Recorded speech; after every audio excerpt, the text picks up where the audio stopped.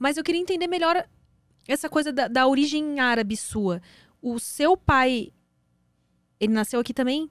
Ou não? Meu pai nasceu no Líbano. Ah, o seu pai que nasceu no Líbano. Sim. Ah, então a origem árabe vem dele. Sim, meus avós. Ele é libanês? Ele é libanês mesmo. Ah. Ele e todos os meus tios nasceram lá, foram criados lá. Meu pai veio só pro Brasil com 19 anos, fugido da guerra. Então ele Nossa, criou ele é raízes refugiado lá. de guerra? É, foi todo mundo fugido da guerra civil do Líbano da década de 70.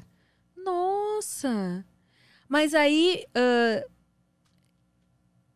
você diz que vocês são muçulmanos, né?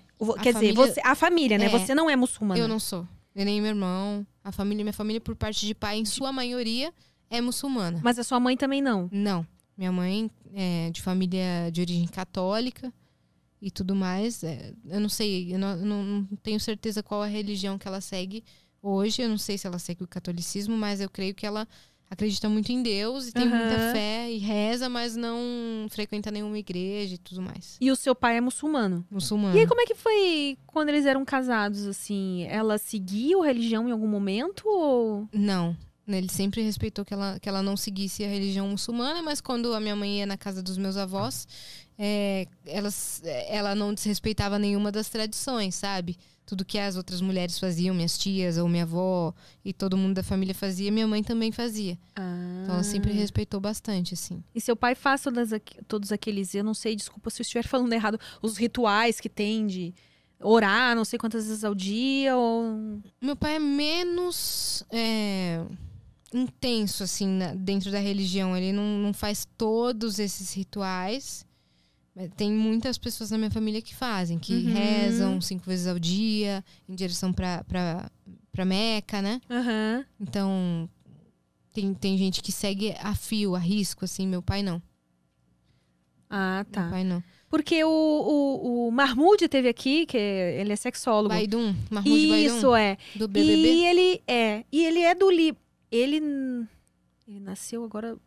Enfim... Ele também tem família do Líbano. Tem. E ele falou que lá, na verdade, dos países árabes, é um dos mais liberais. É um dos mais ocidentalizados. Né? Por exemplo, a capital, Beirute, é muito desenvolvida. O pessoal pensa que, nossa, já fala assim, Líbano ou países árabes, meu Deus, todo mundo de burca, todo mundo a gente super sempre ultrapassado. Sim. E as mulheres sendo maltratadas. Não, a capital do Líbano, eu nunca fui, mas meus primos vão sempre. Meu pai também nunca voltou, mas assim, tá muito desenvolvida. As maiores festas e baladas malucas acontecem lá. E tem muita gente ocidental mesmo, caminhando normal. Usa regata, usa roupas mais abertas e tudo mais. E tudo certo. Agora, a família do meu pai é do interior do Líbano. Aí já é um negócio mais... Mais tradicional, mais tradição, né? Mas, ao mesmo tempo, todos os meus primos foram criados no Brasil. Entendeu? Eu e meu irmão e mais 2 primas só que temos a mãe brasileira. De resto, todo mundo tem os 2 pais libaneses. E se foi nascido no Brasil, é de família libanesa. Entendeu? Só minha mãe e minha outra tia, que são brasileiras. Dentro do nosso núcleo familiar ali principal. Então, a família toda, mesmo os meus primos que foram criados aqui, eles nasceram com 2 linguagens, 2 idiomas, aprendendo o árabe e o português. Nossa. Já sabendo das tradições muçulmanas e tudo mais. Tiveram muito mais contato que eu e meu irmão. Você e seu irmão não chegaram a aprender árabe, então? Ou vocês sabem alguma coisa de... Meu pai botou meu irmão na aula quando ele era pequeno. Ele tinha, sei lá, uns 6 anos. Botou já o meu irmão na aula. E eu tinha uns 2 anos e ficava ali na sala brincando enquanto meu irmão fazia aula. E minha mãe me contou que eu decorava as palavras da aula e ficava repetindo dias da semana, meses, números.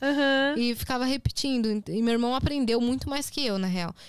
Eu nesse período aí dos 2 anos de idade, tinha muito vocabulário. Depois 3, 4 anos, eu tinha esse vocabulário em árabe. Depois nunca mais tive contato, que meu irmão parou de fazer aula. Que o professor não era tão bacana assim. Esse professor usava um método esquisito que ele ameaçava bater assim na mãozinha do meu irmão se ele errasse. Gente! Sabe esse tapinha assim? Tipo palmatória, assim. Ai, tipo palmatória. Nossa, que antiquado Aí isso. quando minha mãe viu isso, ela não tinha esse conhecimento, nem meu pai. Quando viu isso, falou... Tchau, querido. Tchau, tchau. Não é assim, você tá em que ano que você tá? Nossa, quantos anos tinha esse professor? É? Então, mas aí o meu irmão aprendeu muito mais que eu, o árabe, assim. Ele sabe o básico, mas sabe se comunicar. Eu sei palavras super soltas.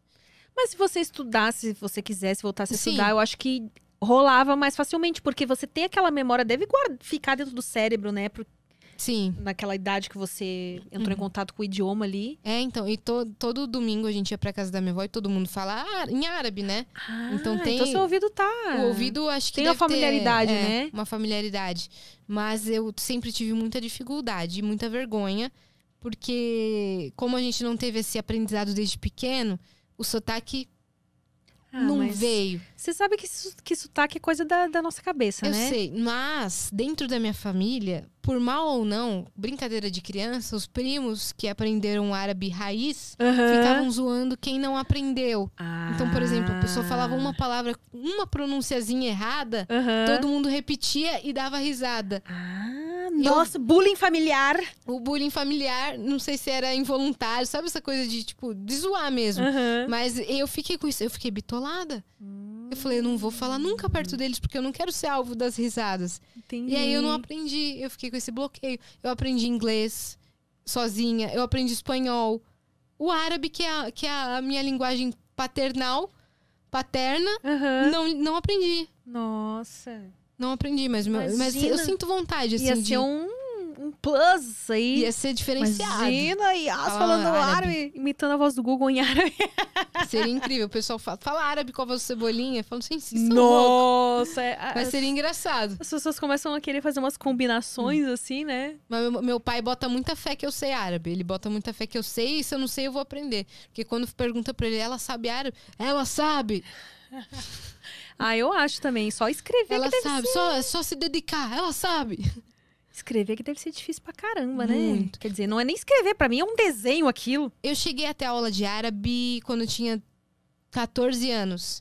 Lembrei agora que a gente estudou tudo na mesma escola, eu e meus primos. E lá, por conta de toda a família ser da mesma escola, toda a família se estudar lá, abriram uma aula de árabe, sei lá, uma quinta-feira, às 6 da tarde. Olha! Porque tinha turma. A gente tinha desconto na escola, a gente era a família Cine na escola. Beijo, galera do Colégio Cantareira. E aí, abriram essa aula de árabe lá. E a professora é super gente fina. Então, eu cheguei a aprender a escrita dos números, do alfabeto. E só. Já é Escreve, muito mais do que a gente sabe, a maioria. Escreve da direita pra esquerda. Nossa, tem isso Tem também. isso também. Ai, Também. loucura. E quando junta, por exemplo, a letra do alfabeto sozinha é uma coisa. Ela tem uma forma da escrita. Quando ela se junta pra formar uma palavra, ela muda de forma. Não é que nem o A. O A se mantém A. O B se mantém B quando você vai escrever. Em árabe, não. Meu Deus. Quando ela se junta, por exemplo, o C com o E, é outra coisa. É outra coisa. Socorro. Loucura. Nossa.